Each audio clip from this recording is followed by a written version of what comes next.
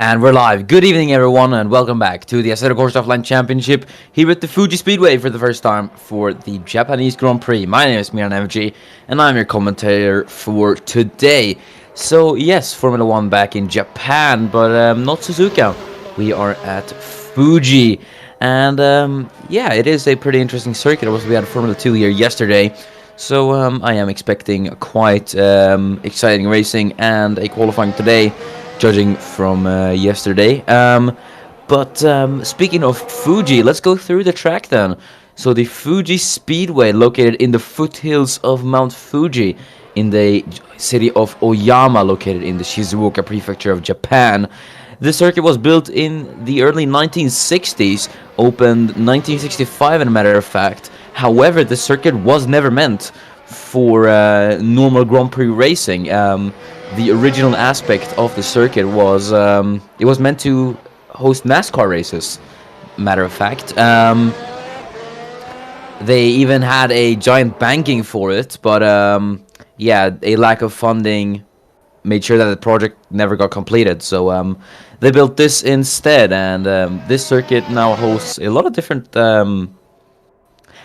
different racing disciplines, let's say so. Obviously, endurance racing comes here. The World Endurance Championship races here. The Fuji 6 Hours. There's the GT World Challenge Asia, Super GT, and Super Formula. And we've had some. Obviously, we have had F1 come to the circuit as well. F1 last raced here in 2008. But if you think back to some of the legendary moments of the circuit, you can think. Back in 1976, this circuit was the championship decider race between James Hunt and Niki Lauda back in 1976. That is, if my memory holds correct. I believe it is. Yeah. But it is a very interesting circuit, so enough about the history.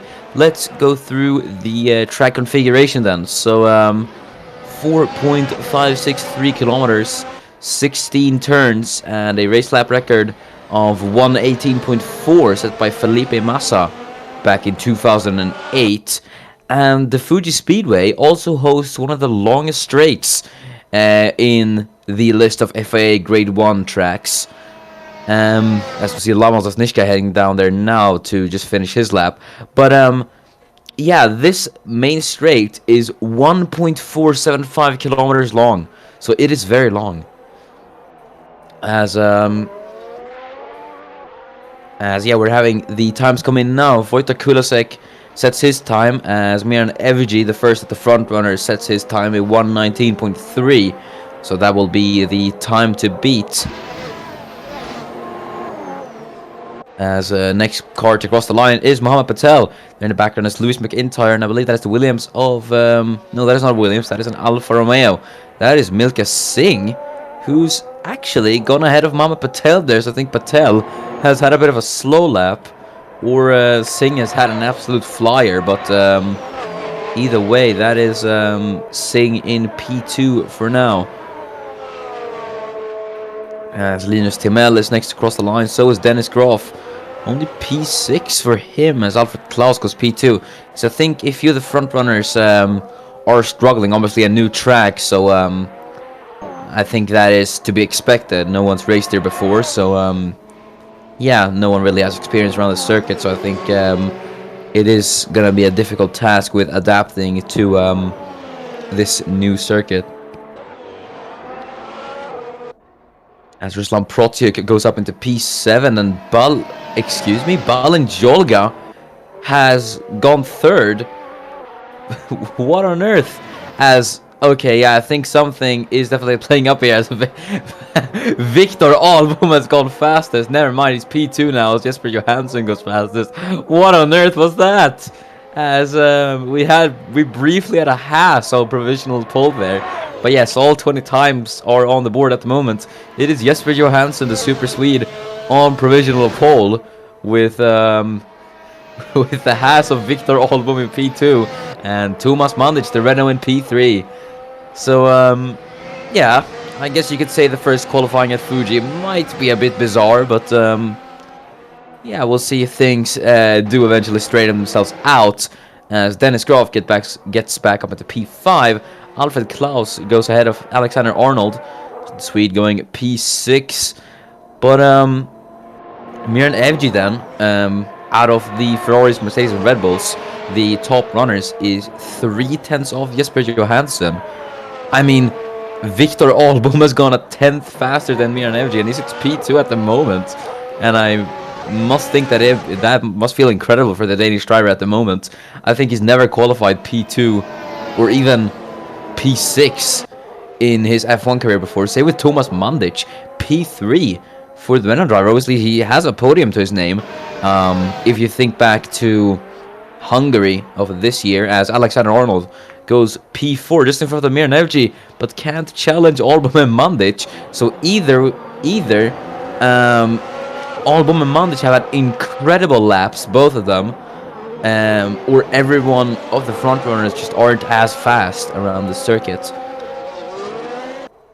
And we'll see Dennis Graf getting the slipstream there of Linus Timell, I think that is. Timell, who's in last place at the moment, he's not had the greatest couple of results, if I have to say so. His qualifying results have been kind of disappointing for the McLaren driver. Obviously, 2019 is not too long away now. We've only got about 4 or 5 races left in the season, so yeah, we'll get there eventually.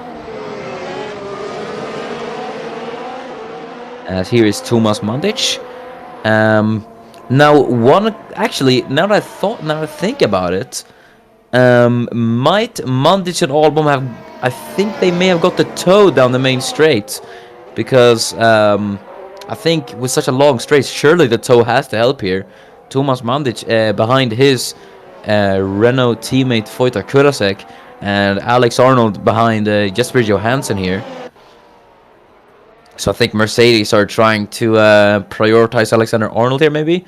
No, I don't think so. But yeah, I think yeah, look at this. Arnold in the first sector is about 600ths of a second up on Johansson's pole time.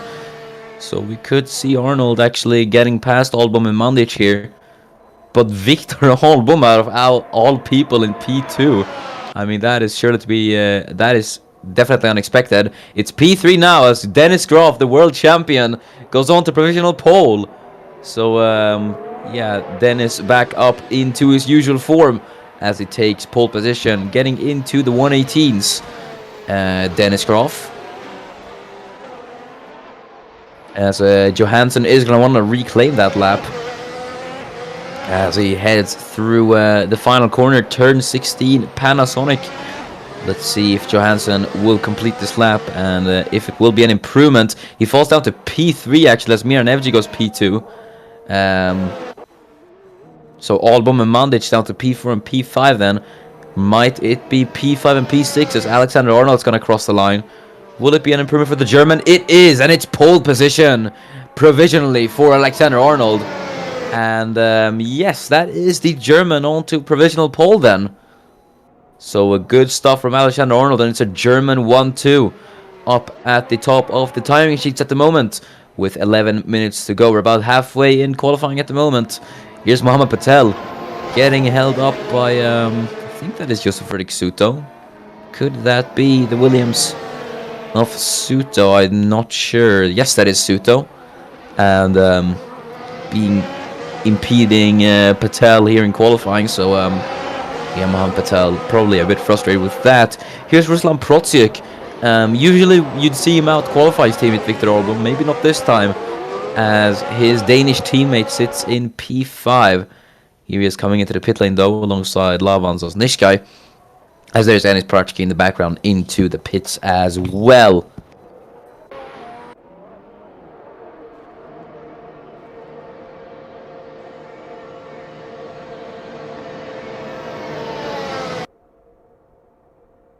Cherezhny is going to cross the line there. Stays P15.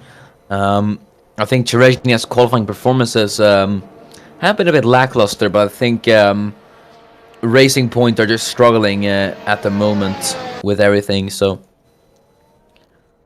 as Josef Suto goes P16, so yeah, pretty good lap from the Williams, as that puts him into 16th place. Obviously, a shame for Williams to see the British outfit so incredibly low.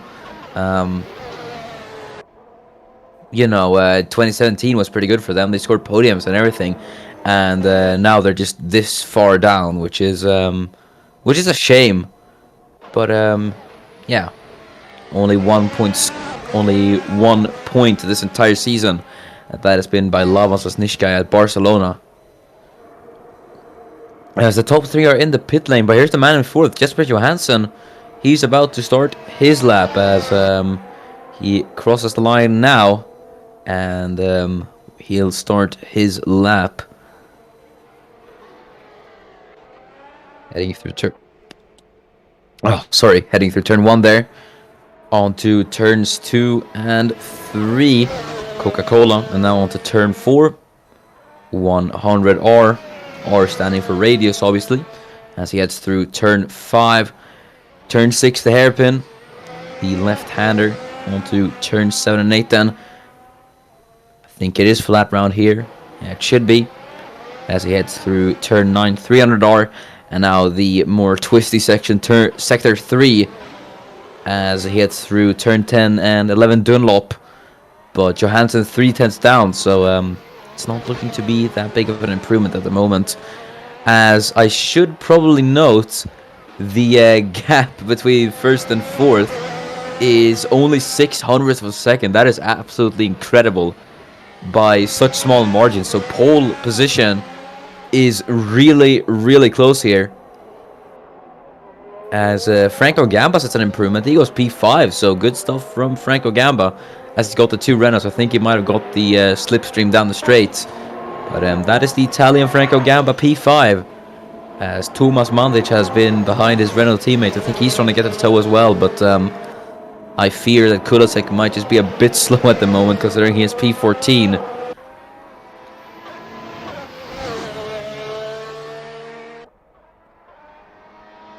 Well, now would be a good time to ask you, the people in chat, the people watching with 7 minutes remaining, who are your predictions for polls? So go leave them in the comments below.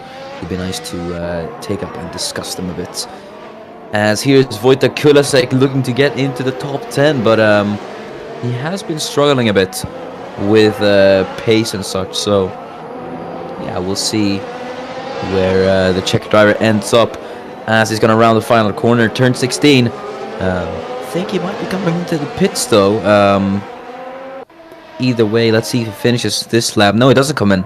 So let's see if Kulasek is able to improve as he goes down the straight, and he's going to cross the line now. And Kulasek does improve. He goes P5, and that is a great lap time for Wojtek Kulasek, as the Czech driver has got P5 even faster than Tomas Mandic. So yeah, that is a wonderful lap from Wojtek Kulasek himself. And I must say the 2 Red Bulls are not looking very good at the moment. P9 and P10 for Klaus and Patel. I think definitely they're out, as Linus Timell has gone P10, faster than faster than Mohamed Patel. He splits the 2 Red Bulls, but that is Timell into the points as he qualifies P10 provisionally. As we got about 5.5 minutes remaining in qualifying. It's been Alexander Arnold on pole. No one's really been able to challenge him, but we'll see if that's able to change, as Laban Zasnishkai P16, I was going to say it's P17, as Lewis McIntyre goes P14. That's P50 for Lewis McIntyre, as Ruslan Protsiak goes P10. Rail Patel goes P17, so a lot of change at the back there. Did Patel get the slipstream off his teammate Jolga? He might have. As here's Victor Album, the man in P7. I believe that it might actually be the qualifying best for Victor Album. That is obviously from memory. Obviously, Album did not have such a great Japanese Grand Prix last time out. He DNF'd on the first lap after he made contact with Giulio Cisetti, and in a pretty big way as well. But that saw the end of his race back at Suzuka. Obviously, last time winner out here in Japan was Mohamed Patel, and now it's P11, so unfortunate for him. P12 was Linus Timell. Retakes that P10 from Ruslan Protsiuk. But could it be a 5th pole position this season for Alexander Arnold? That is crazy, though, to think that Arnold has 5 poles in only one season. I think that is actually the record amount of pole positions ever, which is insane. But his race pace is just a bit lacking. I think out of all the poles he's had, he's only been able to convert about 2 or 3 of them into wins. That is obviously if you don't count Belgium. Or yeah, he won on track in Belgium, but obviously Johansson was awarded the victory. As here is Jesper Johansson, matter of fact. Let's see if the Swede is able to improve as he heads down the main straight. 118.946 is the time to beat, and will he beat that? No, he doesn't. He stays P4. And I think yeah, the margins are so close there up at the top. I think everyone is struggling to get improvements in because there's so little you need to improve by to take pole, and it's so hard, I think, for the drivers at least. Here's Alfred Klaus going side by side with I think that is Franco Gamba. Either way, that is no, that is Kai Trezhnia, but that is Alfred Klaus up at the P5.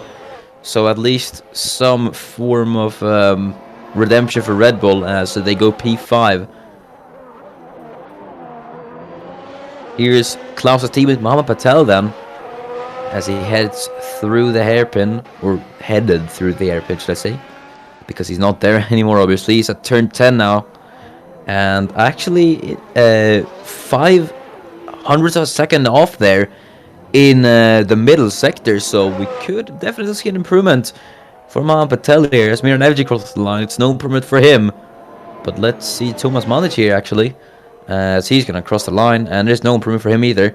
Then we have the 2 Mercedes of Jesper Johansson and Alexander Arnold. Johansson's gonna be first out of the 2 to cross the line. Johansson, no improvement. Arnold, though, can he improve on his pole time? He does, actually. By 6 hundredths of a second, Alexander Arnold extends his advantage of pole. So good stuff from Alexander Arnold. Mohamed Patel crosses the line. It's no improvement for him. Then it's Dennis Graf. Graf crosses the line. He can't challenge the pole time either. Then I believe it's Alfred Klaus there in the back. He crosses the line. Stays P5. Here's Victor Albom as well. He's going to cross the line. No improvement for him. Then we have Milka Singh there coming down the straight. Singh is just going to start his lap there. Then it is Josef Fredrik Suto who stays last for now, as I believe actually started his lap there. So here is Miran Evji then, crossing Panasonic, as he's into the pits. Dennis Graf in the middle sector is actually up on Arnold's time by a hundredth of a second here, but it is going to be tight if he can snatch the pole away from Alexander Arnold, as we're going to stay on board with Dennis Graf here, heading through turn 15 and out the final corner, turn 16. He has to get this one absolutely right to get the exit right for the start-finish straight. Now let's see Dennis Graf then as he powers his way down the main straight with that Ferrari engine. What will it be for Dennis Graf? And if he can take pole position, as we're going to see as it crosses the line, and it is pole for Dennis Graf by 0.5 of a second. So good stuff from Dennis Graf, and that puts him up into provisional pole. Takes it away from his fellow countryman Alexander Arnold. As here's Franco Gamba then. I think he's stuck behind Thomas Mandic. So yeah, I think Gamba is probably a bit frustrated here as well, considering that he can't get past the Renault. And yeah, well, usually you do see a lot of traffic in the HGOC during qualifying, but yeah. As here are the 2 McLarens, Enis Paraksky and Linus Timell. We're seeing a lot of teams just grouping together to try and get a slipstream here, I think. Because I think it is quite important here at Fuji, as the checker flag has fallen. So let's see if anyone's able to improve. Though, Arnold, Evji, and Johansson are into the pits. So, none of them are able to take pole here. So realistically, it's only the two Red Bulls of Klaus and Patel, but that's looking very unlikely. Let's see though as Patel crosses the line. Where is he gonna go? Even that's if even he can improve. He does, but he only manages P9. The British driver, Alfred Klaus, as the two McLarens go side by side, and yeah, Klaus is into the pits, so he's not challenging for pole, and I think that might have just been the pole for Dennis Groff there, here at Fuji. But let's await everyone else. And here's Linus Timel. I think it was it trying it there on Ennis Paratsky? I think it was. Either way, I think he backed out of it. But yeah, Timel's lost time now. Let's see for the Kulsek as he crosses the line. What will it be for the Czech driver as he goes across the line? And it's no improvement for Wojtek Kulasek as we're waiting for the final car to cross the line. Who might that be? As it is Franco Gamba. And no, it wasn't. But yes, that is qualifying then. And it is Dennis Groff on pole position here at Fuji. So let's go through the starting grid then before lights out for the first time here at the Fuji Speedway. It is Dennis Groff on pole position with fellow countryman Alexander Arnold P2, an all-German 1-2 at the front row. And at the second row, it's an all-Swedish second row with Miran Evji in P3 and Jesper Johansson in P4. Alfred Klaus starts P5 with Wojtek Kulasek P6. Franco Gava starts P7 with Victor Albom, a very good qualifying for the Danish driver, P8. Mohamed Patel starting a lowly P9 though, as it's Thomas Mandic in P10. Linus Timel starts P11 with Rislav Protsik in P12. It's Enis Parsky in P13, accompanied with the two Saubers of Milka Singh and Lewis McIntyre, P14 and P15. Balint Cholga is P16 with Rail Patel, P17. Labas Asnishka 18th with Kai Chirezhnia in 19th place. And the final car on the grid is Josef Frederick Suto. Hold on, let me just take a swig of my water first. I'm pretty thirsty.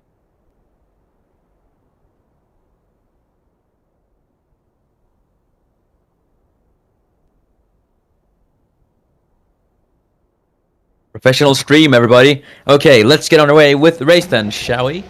As we have Dennis Groff on pole, 26 laps await us. Groff on pole, but can Arnold do anything in second place? As we have 6 lights. And we're on our way here at Fuji. Everyone getting away well then. Johansson is already under pressure from someone. I believe that might be the Renault of Thomas Mandic. But it's Groff who leads it to turn 1. It's Arnold going to try it into the first corner. He does on the inside of his fellow countryman Dennis Groff as they're side by side for the lead. Groff just barely maintaining the lead though, as Arnold's all over the gearbox of the world champion. Groff though holding, but he's under pressure from Alexander Arnold there behind. As Wojtek Kulasek has gone past Jesper Johansson for P4. There's a yellow flag in the back. That's oh no, a big crash. Chirezhnia, McIntyre, and Patel, and they've got it all wrong there. As that's a multiple car accident, and all 3 of them are out. What on earth has happened there? As Mohamed Patel now under pressure from Linus Timel, as Timel himself under pressure from Thomas Mandic, former Formula 2 championship rivals. Battling with each other, but Mandic has lost out a bit here as he's under pressure for Franco Gamba for P10, as Chirezhnia and Rail Patel still stuck on track. Here's Jesper Johansson going around the outside of Wojtek Kulasek, and the Swede is ahead. And yeah, red flag has been called out here as we're gonna have a restart, or yeah, no, they did just retire, but yeah, either way, that is a restart of the race. So a red flag accident here at Fuji. We'll have the original qualifying grid reinstated then.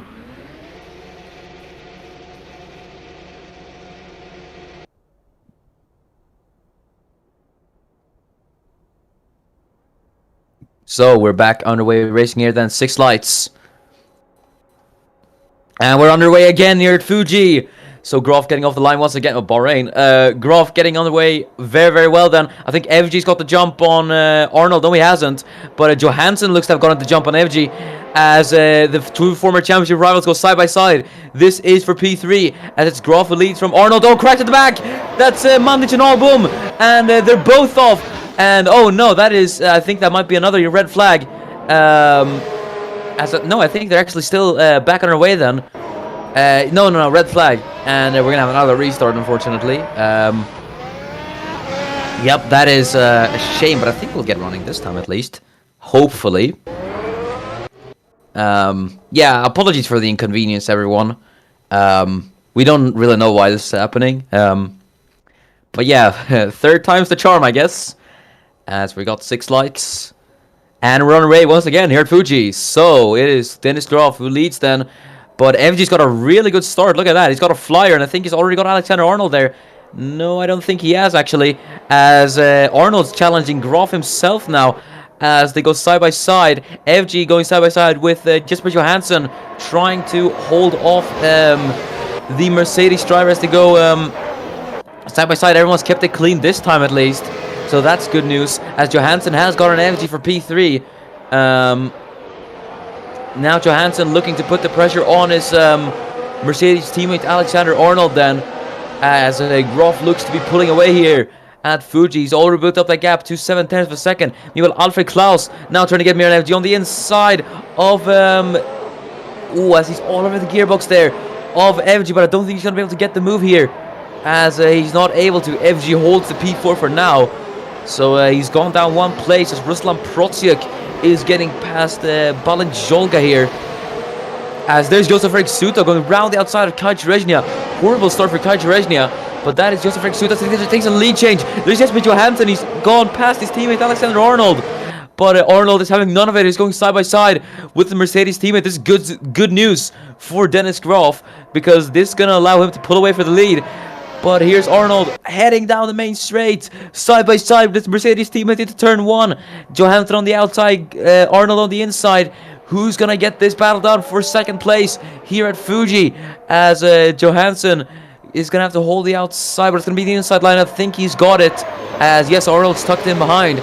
So that is Alexander Arnold who tucks behind for P3 then. So good stuff from Jesper Johansson. And that is the sweep up into P2. So very impressive stuff from Jesper Johansson. Here's Mama Patel looking to challenge Franco Gamba for P8. Victor Albom has gone up to P7. I think he's overtaking Franco Gamba actually. If you could get the position change graphic up, we could just see. Yeah, here we are. So Johansson up 2 places from the start then. So good stuff from Jesper Johansson. As I said, Victor Albom overtaking Franco Gamba for P7. And Balint Sholga, wow, impressive stuff from him. He's up 4 places, with Rail Patel, who's up 3, and then Josef Erik Suto is up 1. But we've had a lot of big losers here. Enis Parachki has gone down 3, so has Milka Singh as well. And Kai Cherezhnia has gone down 1 as well, so has Arnold and FG, both being overtaken by Jesper Johansson. And speaking of the devil, look who's at the fastest lap. It's none other than Jesper Johansson. Sorry. As here's Rail Patel looking to put the pressure on Ruslan Protsiuk for P13. As here he is. He might actually be trying a move on the outside. No, he switched to the inside. Maybe try the dummy there on Protsiuk, but I think he should have chosen the inside line there, because yeah, I wasn't able to get the move through. But someone who might get the move through here is Victor Albom on Wojtek Kurasek on the inside into turn 8. And Victor Albom's got the move done. Wow, what a great move from Victor Albom. And he's P6 now. I think this might be the highest ever finishing position for Victor Albom. But he's doing great here at the Fuji Speedway. And that is the Danish driver up into P6. And he's got Alfred Klaus, the Red Bull, in front of him now.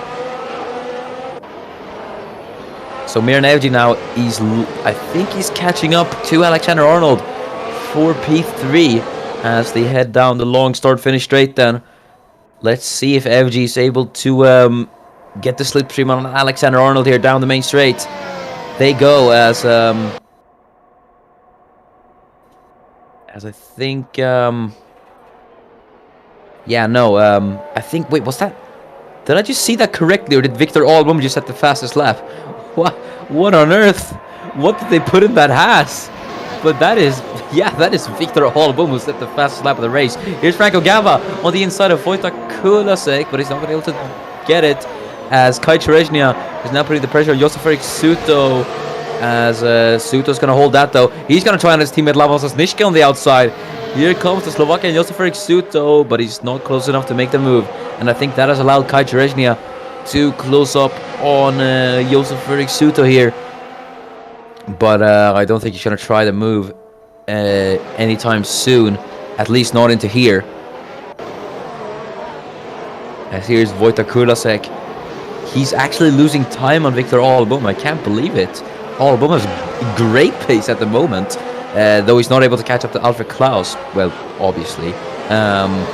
He's still doing pretty well, I must say. He's gone up 2 places from the start.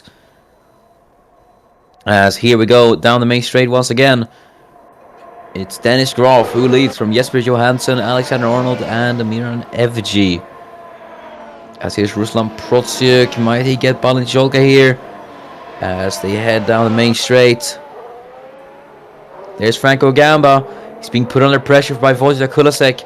Or no, I think he's past Kulasek actually. Yes, he has.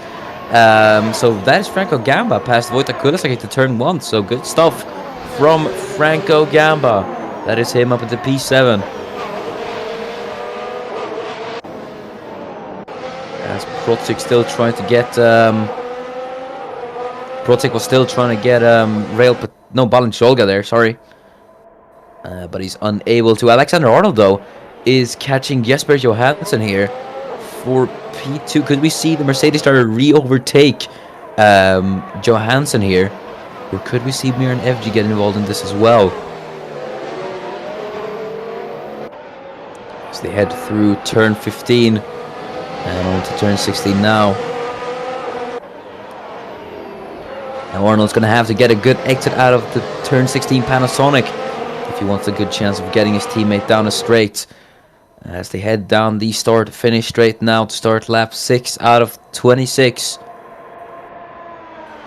Arnold not gaining too much on Jesper Johansson at the moment, but I think he is probably going to catch him. You can see they're lapping about equally at the moment, both in the 121s. As I think I just saw Viktor Albom's at a 120.9. There's Alexander Arnold. He's already trying to just Johansson, but no, not into that corner, Alex. As he stays P3. And might that have allowed Miran Evji to catch up to the 2 Mercs, actually. He could get P2 here as well. And Alfred Klaus is there behind him as well. So all of these 3, Arnold, Evji, and Klaus, could take a stab here at trying to overtake Jesper Johansson. As yeah, we're seeing a pretty interesting battle for P2 for him here. As they head through turn 11, I think that is. No, that was turn 13. So yeah, a bit of a miscalculation there from myself. But I think Arnold's actually falling back on Johansson. He is, he's 9/10 off. But let's see as they head down the main straight if Evji's able to get Arnold. But it might actually be Klaus who gets Evji here. As we have a position change. Here's Mohammed Patel on Wojtek Kulasek for P8. And I think Patel is ahead. Yes, he might be. Let's see though into turn 1. Obviously equal power unit in both of those cars, as Patel is now on the inside. And Kulasek's going to try and hold it off on the outside. He's going to have the inside line to Coca-Cola now. Is Patel still going to be able to do it as he switches to the inside? But Kulasek has actually held off Mohammed Patel here. So good stuff from Wojtek Kulasek. As there's Rail Patel trying around the outside of Ruslan Protsiuk. Is he able to do it now into turn 60 hairpin? As they go side by side. Protsiuk having to go the long way round. Now Rail Patel's on the outside, but Protsiuk holds it. As Patel looking to the outside again. He's not able to do it. As he's all over the rear wing of the Russian. Having a bit of a look there on the inside. Maybe he's trying to scare Protsiuk into making a mistake. Either way, Ruslan Protsiuk has held that P13. So good defending from Ruslan Protsiuk then. As Mohammed Patel is still trying to get the Czech Renault driver Wojtek Kulasek. Mohammed Patel now down the straight. He's got a very, very good run on Wojtek Kulasek here as he lines up alongside the Czech Renault driver.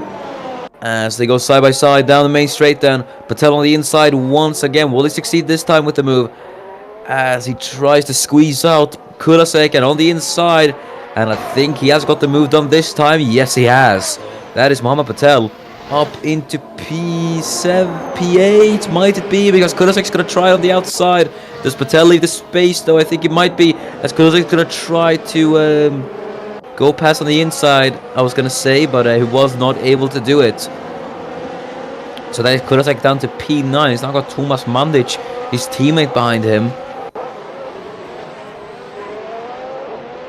So that is Mohamed Patel up into P8. Either way, I think it is still a bit unfortunate for him. Save for Tomas Mandic, he's not had the greatest start, has he? As behind him is his former F2 Championship rival Linus Timell in the McLaren. So there he is in the orange and blue liveried McLaren.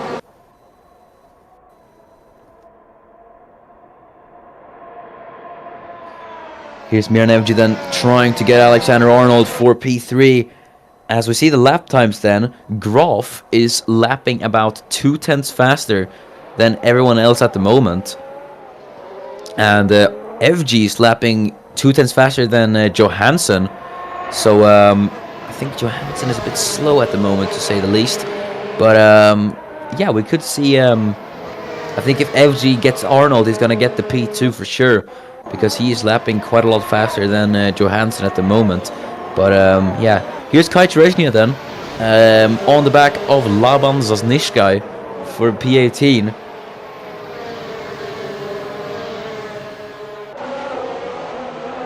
As they head through the hairpin, Cherezhnia is probably not going to get him down the straight either, I think, because they've got the Mercedes engine in both of those cars, obviously.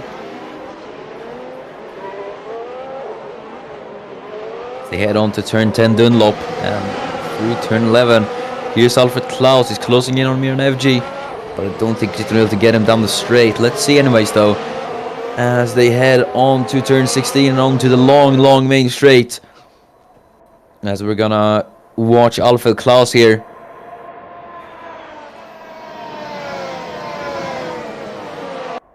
And is he gonna get FG here? I don't think he is actually. No, he isn't. So both of them remain in their respective positions.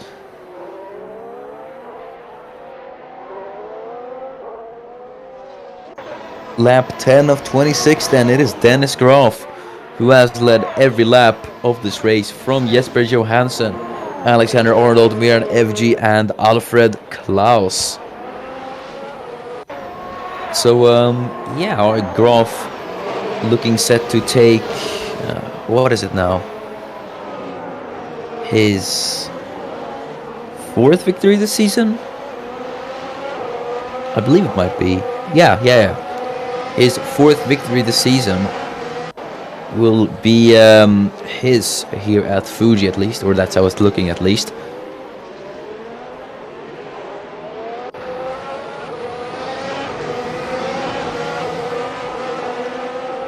I think FG looks a bit closer to Arnold. I think he is very close to the German at the moment, and I think he might actually get him down the straight. Here's Milka Singh though, going around the outside of Enis Parachki into what was that, turn 13. So we don't see a lot of moves there actually. So nice move from Milka Singh. That is him up to P16, and he's got teammate Lewis McIntyre in P15.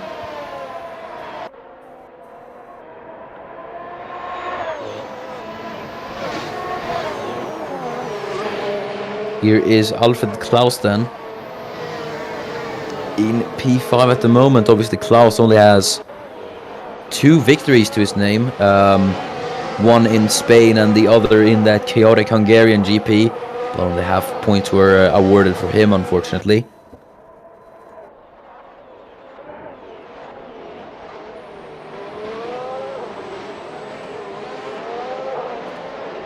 Either way, Dennis Graf, I mean, he's doing pretty good. I mean, in the championship as well. He's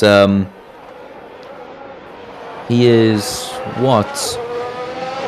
He's gonna lead even further from Jesper Johansson now. So I think it might be, yeah, it's looking good at the moment for the two-time world champion at least. As I think this might be Ferrari's most dominant season yet in the ACOC. So yeah, we'll see for 2019 though. As they cross the line, yeah, you can see the lap times there.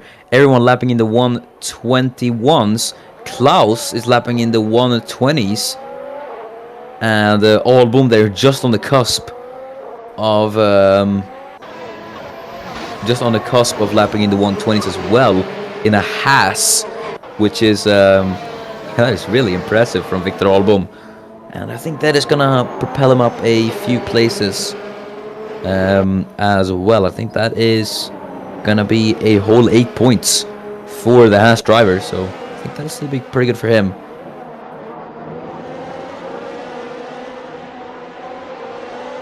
Here's Thomas Manders then, trying still to get past Wojtek Kulasek. We usually do see these two alongside each other quite a lot. You can think back to Australia, especially. As FG still trying to get Alexander Arnold, but he has really not been able to.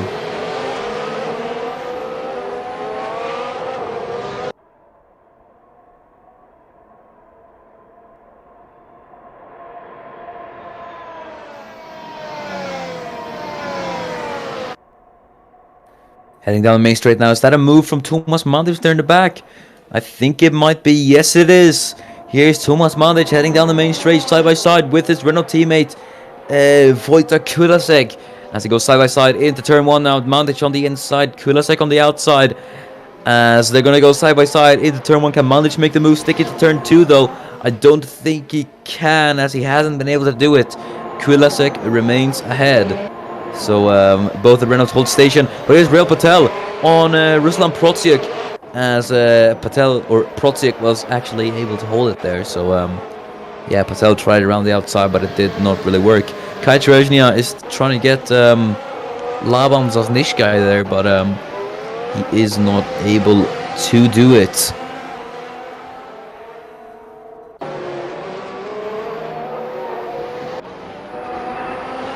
As here's Alfred Klaus, trying around the outside of Mirnevic. Is that going to work for Klaus? That was opportunistic from Klaus as he goes on the inside into the final corner. And they're going to be side by side, I think, down the main straight. FG tried the outside there, but it goes to the inside of Klaus. Smart move there from the Ferrari driver, but they're going to go side by side down the main straight here. As Jesper Johansson, look at that, he's caught up to Dennis Groff. He's going to go side by side with the world champion. This for the lead, as Johansson on the inside of the world champion Dennis Groff. Will he make the move stick though? I don't think he is going to, as he hasn't. But either way, Johansson has caught up, and Alfred Klaus is ahead of Mirnevic here. So good stuff from Alfred Klaus, and that is him up into P4. As we've had a move change as well. I think Kulasek is defending from Mandich again, but Johansson has, I think, picked up the pace now as we go into the halfway mark of the race. But Johansson here, could he get Dennis Groff at the leader again? Either way, it was a very opportunistic move from Jesper Johansson, and it'll only be good for him if he overtakes Dennis Groff for the victory, because then the championship lead Dennis Groff has will be shortened. So yeah, we'll see if Johansson is able to do it. He's got some pretty good pace though, Johansson. They don't call him the super sweet for nothing, I guess, as they head through turn 16 now.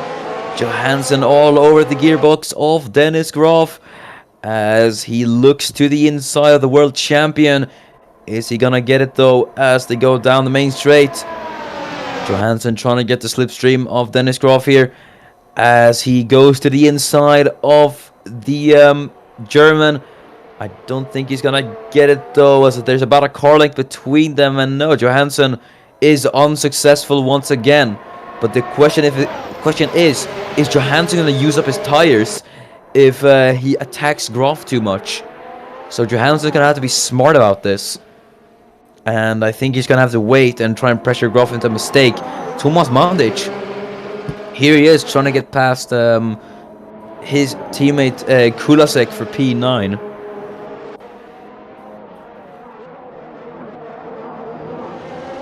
as they headed through the hairpin. Mandic trying to get Kulasek then. But the question is, how far away is Jesper Johansson from Dennis Groff? As here he is. And you can see that he's got Alexander Arnold there by him as well. So Johansson is pretty under pressure there, as I think Arnold laid on the brakes there. But let's see if Jesper Johansson is able to get it this time, as I don't actually think he is. I think Arnold's actually closer to Johansson here. But let's see anyway, as they head down the main straight. Here is Alexander Arnold. He's going to try it on Johansson, as he actually is. I think this might compromise the two Mercs, as Arnold's going to be on the inside of his teammate Jesper Johansson. And I think Johansson's just going to hold off the inside. Oh my, Johansson's going to be trying for the lead there. Wow, what an opportunistic move for Jesper Johansson. That's not going to work though, as Alexander Arnold swung around the outside. Bit too much what's the saying? He bit off more than he could chew there, Jesper Johansson. And that is Alexander Arnold up into P2. And might he actually try it on Dennis Groff here? Let's see.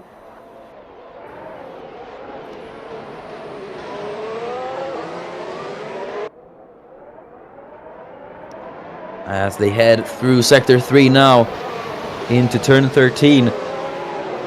Johansson's going to want to re-overtake his teammate Alexander Arnold, but the question is, does Johansson want to compromise the two Mercedes? Because they're going to lose time battling, obviously. Or, well, I mean, maybe. I mean, you saw the battle they had into Turn 1. Johansson almost got Groff. As we're going to see now if Alexander Arnold is able to mount a challenge to Dennis Groff. Jesper Johansson is looking to get the slipstream on his teammate Arnold as well. Let's see though, as Alexander Arnold trying to get the slipstream of Dennis Groff, lines up alongside his fellow countryman on the inside into Turn 1 now for the lead of the race, as Arnold's going to be on the inside, but can Groff defend?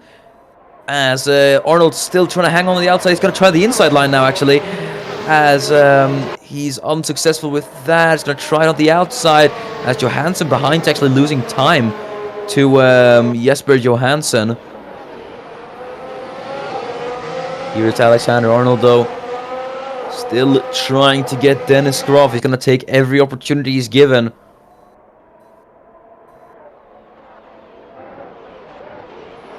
As they head into Sector 3 now through turns 10 and 11 into Turn 12. Groff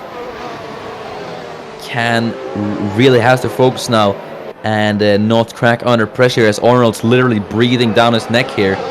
And Jesper Johansson is actually caught up to Alexander Arnold now. So Johansson's saying, yeah, it's my turn to challenge for the lead now. So here's Lamas Nishka. That was challenging for Enis Parachki. But now, let's see as they head down the main straight further once again.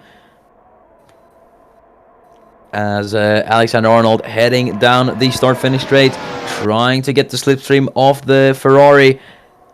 Groff moving over there a tiny bit. Is Arnold going to try it? No, he doesn't this lap, actually. So Arnold stays behind that time. Ooh, he's having a bit of a look there, actually. On the outside, will this work? As Arnold's actually trying it later. I think Groff wasn't expecting that. Here's Alexander Arnold. Then on the inside into 100R. And Alexander Arnold takes the lead of the Japanese Grand Prix. And what a move for the lead from Alexander Arnold. That is incredible from the German. And that is him into the lead. Wow. That was spectacular from Alexander Arnold. That's what we want to see, Alex. That is definitely what we want to see. As we have a new race leader, ladies and gentlemen, with about 8 laps to go now. So yeah, let's see if Groff is still able to get Arnold. Arnold's already a second ahead. Wow, look at that. As I think people are getting stuck behind Jesper Johansson, actually. Yeah, look at this. Even Victor Album's getting involved in this. Whoa. I think Evgy's trying to get Klaus, but he's now got the Haas of Victor Album behind him. But is Klaus actually going to try it on Johansson here? Yes, he is, on the inside of the Swede. As Johansson's going to try and defend from the outside, but can he do much to stop the charging bull of Alfred Klaus? As Klaus gonna try to swing around the outside. Johansson gonna try it on energy. That's not gonna work, Jesper, and it hasn't. As Klaus gonna try it on the outside, and he's actually not been able to. So I think Klaus could probably go for the inside there, but either way, that is Klaus remaining in P4. As I think Johansson did the same mistake he did on Graf that he did on FG. Here's FG, look at that, all over the back of Alfred Klaus. And wait, I said Miran FG, I meant Dennis Graf, sorry. He made the same mistake he did with Arnold on Dennis Graf. He tried to bite off more than he could chew there. But let's see, there's Jesper Johansson right outside of Dennis Graf. What a move for Jesper Johansson. And that is him up at the second place, and we thought he was holding everyone up. Look at that. Impressive. But he's now got a deficit of 2.1 seconds to Alex Arnold. So I don't think Johansson is gonna be able to get Arnold with 6 laps to go here. As there is Alfred Klaus on Dennis Graf. Alfred trying to get into the podium here. He's going to try on the inside, but he's not able to. Or might actually hold it on the outside once again. He's going to try it on Graf. No, he goes to the inside. I don't think that's going to work though, and it hasn't. But Klaus still on the back of Dennis Graf here, as Graf trying to get Jesper Johansson here. I don't think Johansson's gaining on Arnold. He isn't. So I think... might Johansson be playing the team game here? Trying to get ahead of Dennis Graf and just backing everyone up into each other to allow Arnold to run away with the victory here. Either way, a Mercedes 1-2 at the moment. This is really going to propel them up the championship order. But I thought they'd let... if this was a team strategy, I thought they'd let Johansson buy for the championship. Either way, I guess it's maybe for the constructors. But either way, Johansson ahead of Graf at the moment. He's going to close that gap at the top of the championship table. That is obviously if Graf doesn't re-overtake Johansson here. But Klaus might get Graf here. And these are crucial points for Dennis Graf. As here's Alfred Klaus into turn 1. This is what Jesper Johansson needs. As Klaus is going to try it into the first corner.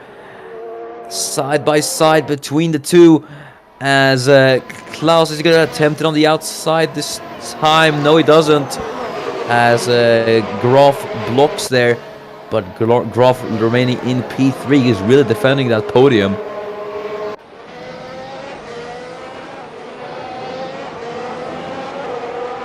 It is Alexander Arnold who leads now, lap 21 of 26. And I think it's going to be a third, I believe a third win, right?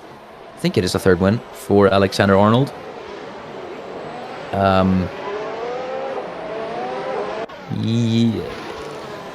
No, it is a second win for Alexander Arnold. Yeah. Well, yeah, it is a third if you don't count, if you do count Belgium. But yeah, a second win officially for Alexander Arnold. As Alfred Klaus is trying to get Dennis Graf for that final spot on the podium. As they head down the main straight, Klaus is going to try it again. I think Graf can feel Alfred Klaus breathing down his neck. As they head down the main straight then. Alfred Klaus is going to try to get Dennis Graf here. As he's going to go to the inside of the world champion. I don't think he's close enough to succeed with the move though. As... yeah, here he is, and he's not been able to do it. So that is both of them remaining in their respective positions. There is Balint Jolga forcing Ruslan Protsiuk all the way out. But Jolga now under pressure from Protsiuk for that P12. So Jolga's actually picked up the pace here. But might Rail Patel get involved in this battle, as Protsiuk going to try to swing around the outside of the Hungarian. On the inside now, I think Protsiuk is going to get this. As it goes side by side, wheel to wheel racing here. As they're still side by side, actually heading into the hairpin. Protsiuk trying to go the long way round of Balint Jolga here. As he's going to be inside once again into turn 8. Now the 300R still side by side. What a great battle into turn 10. They've almost been side by side through the entire lap actually. as Jolga and Protic still side by side, heading through turns 12 and 13. But I think the battle is finally over. Yes, it is. As Ruslan Protic up with the P12. Beautiful battle, as that actually almost went on for the entire lap. So that is Jolga up into P12. As here's Alfred Klaus trying to get Dennis Groff alongside the German then as they head side by side to turn 1. I think Klaus has a tiny bit of overlap, but Groff later on the brakes. As is Klaus close enough to get him this time? As I think he is actually gonna try around the outside, but I don't think it's gonna work. It actually has, as Klaus now on the inside into 100R, and Klaus is ahead. He's up into P3, so good stuff from Alfred Klaus. But he's now a whole 2.3 seconds behind Jesper Johansson with 3 laps remain. I think Klaus will stay P3.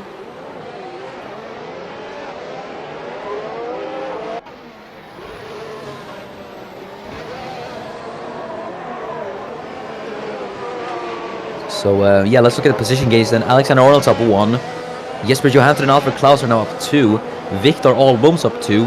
Jolga and Rail Patel, both Toro Rossos, have done a great climb. They're both up 3. Kulasek's down 3, so he's not had a very good race. Neither has Enis Parachki, he's down 4.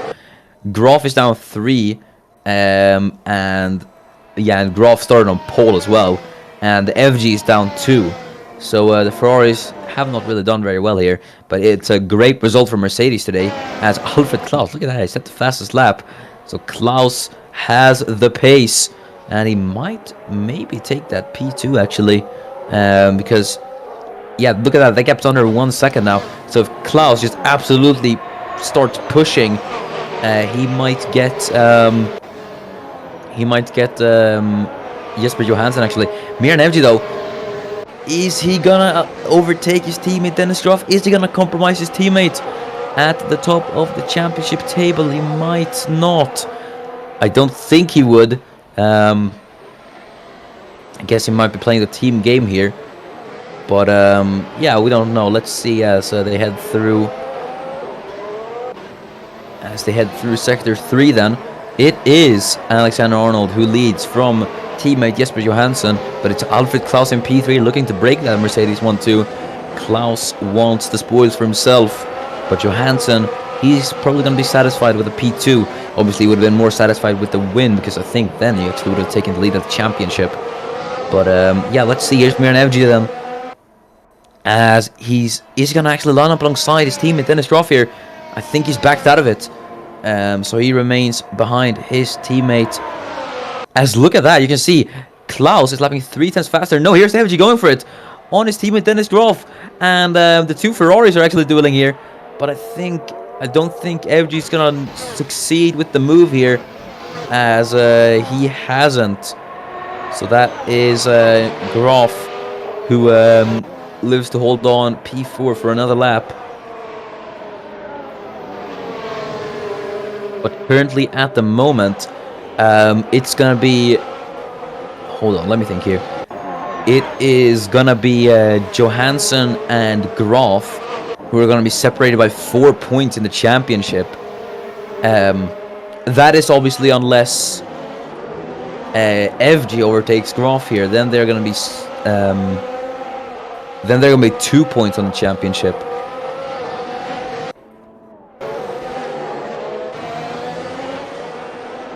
And obviously that is if Johansson doesn't come P1, but I don't think that's going to happen. As I think I did miss the battle between the 2 Toro Rossos. I think I saw something like that happen, but yeah, sorry about that. Either way, let's see if FG is going to attack Groff, as we're on the final lap of this Japanese Grand Prix. Is FG going to try it on Dennis Groff? I don't think he is. So FG stays back then. But it is going to be Alexander Arnold who is going to take the victory here at Fuji. There's that FG on the inside. He's going to try it on Dennis Groff as they go into 100R. FG's going to try to hold off on the outside, but I don't think he's able to do it. No, he isn't. So FG, I think that was a bit of a desperate lunge for Miran FG, but he wasn't able to do it. So I think Groff is going to take P4 in this race. As here's Alfred Klaus. I don't think he's going to get Jesper Johansson. As we're going to go with Alexander Arnold. Probably one of the most unluckiest drivers when it comes to converting Poland to wins. Obviously, he had a win denied at Belgium with that 5-second time penalty, which was really unfortunate for him. But it is redemption for Alexander Arnold, as win number 2 is on the table for Alexander Arnold, as he is going to cross the line to win here at the Fuji Speedway. And yeah, I don't think anyone would have expected him to win today, but that is the win for Alexander Arnold, as FG is looking to get Groff on the line. No, he's not able to. So that's Dennis Groff finishing P4. Johansson finishes P2 to keep the championship fight alive at least. And Victor Albom is P6. Great result from him today here at Fuji.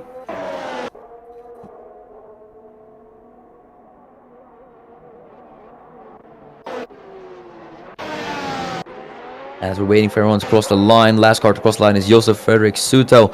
So let's go through the final classifications then of the Japanese Grand Prix. It is Alexander Arnold, his second win for the German, with Jesper Johansson in second place, making it a Mercedes 1-2, and closing down the gap on Dennis Groff in the championship fight.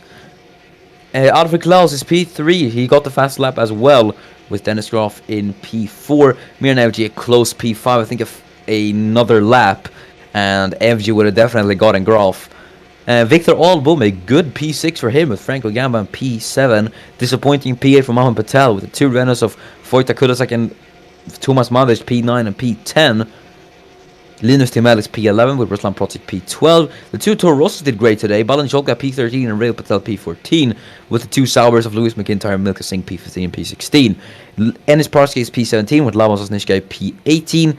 Then it is the 2 final cars of Kai Cherezhnia and the Williams of Josef Frederick Suto. So that is it for Formula 1 here today. Thank you so much for watching. Congratulations to Alexander Arnold on the victory. And congratulations to Jesper Johansson on the P2. The championship fight is still alive, folks. And yes, that is it for Formula 1. Thanks so much for watching. We will see you tomorrow for the IndyCar race at the Michigan International Speedway. So, yeah, make sure to not miss that. And Formula 1 will also return next week for the Portuguese Grand Prix at Portimao. So, thanks so much for watching.